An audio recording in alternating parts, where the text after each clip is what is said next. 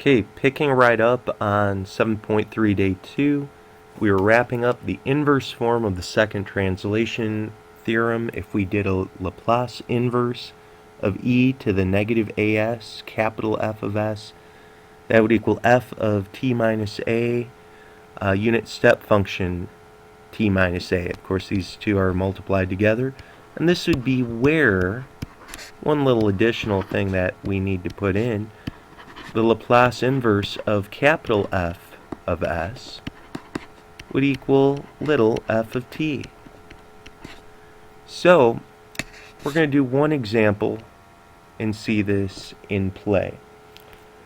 Let's just say that we're asked to take the Laplace inverse of e to the negative pi over 2s all over s squared plus 16. And what I'd like for us to do is first notice that we're dealing with this Laplace inverse of e to the negative pi over 2s. And we're going to multiply that to 1 over s squared plus 16. And I hope that you can see this is very much of this form that I'm highlighting right now. We have our e to the negative as times capital F of s. So of course we know that a is going to equal pi over 2.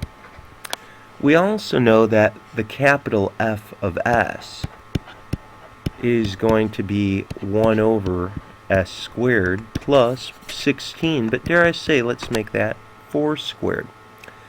And if we took the Laplace inverse of this function, of course this is going to look incredibly close to our sine of kt.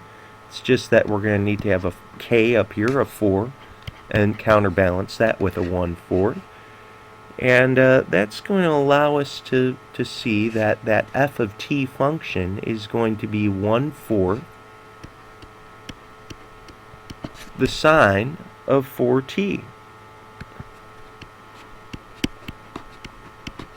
So right now that's just the inverse Laplace transform of that capital function.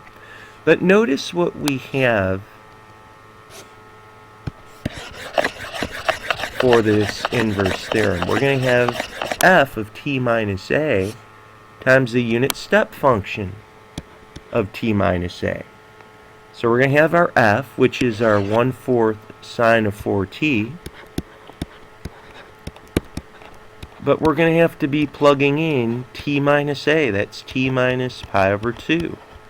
So here's our little f of t minus a times our unit step function of t minus a. That's t minus pi over 2.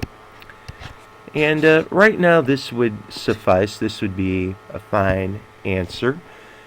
Let's distribute the 4 inside of sine, though.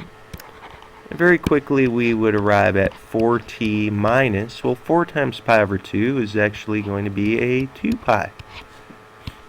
And what you can quickly see, either from the sine difference formula, or just by realizing that we're working with this 2 pi right now,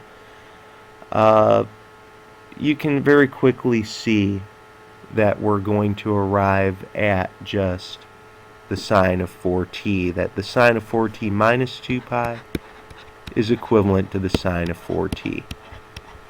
So this would be our final answer, and this would be how we could use the inverse of the second translation theorem. Well, best of luck to you. We'll be finishing up 7.3 with one more video.